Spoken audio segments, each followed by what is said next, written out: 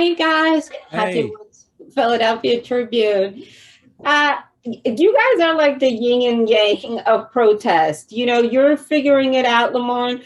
And Blake, you just want to be like full fledged. You wanted to be, when you said, oh, I thought it was going to be like the purge, I was like, beloved, that is not a protest. That's something else.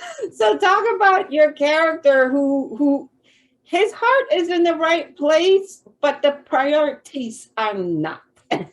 Well, I think with that scene especially, I think it kind of like speaks to, the white privilege of it all, if you may. Like, Gunther's not afraid to throw a brick through the window of a store because maybe the repercussions he knows, like at the end of the day, what are you going to arrest a whole group of white people out here throwing bricks, So he's just excited, though. It comes from a good place. He's excited for a revolution, for a change, to be an ally to his best friend.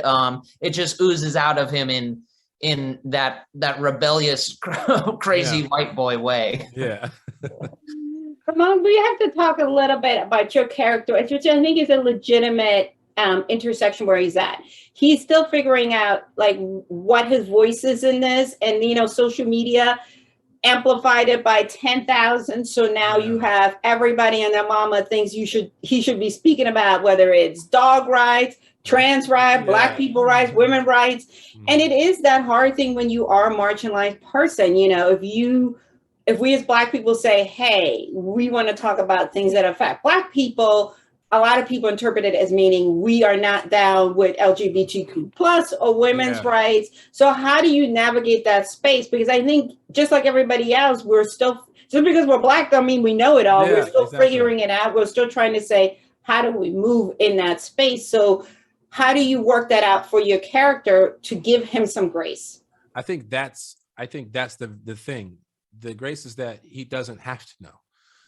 That's a part of everyone's journey, is that everyone's learning, everyone's figuring it out. And I think that's the cool thing about our show, is that we'll pose a question, but not necessarily have the answer.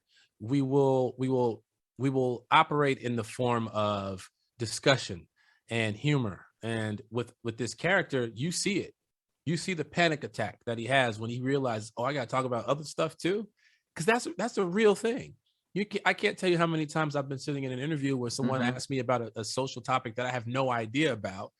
And in the back of my mind, I'm like, oh, you're about to get yourself canceled. You're about to say something so stupid, bro. And you got to wiggle your way out of that question.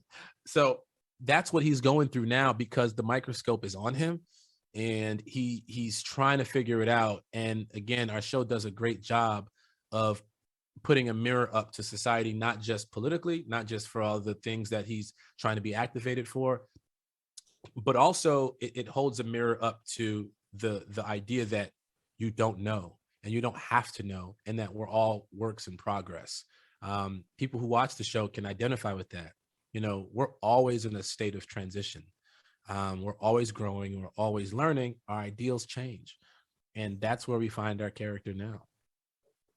Absolutely. It is like, I think with fame, it's a daunting thing. I would just say I had fun. Blake, rage on, you know what I mean? Yeah. and I think it's a good conversation starter. Thank you so much, guys.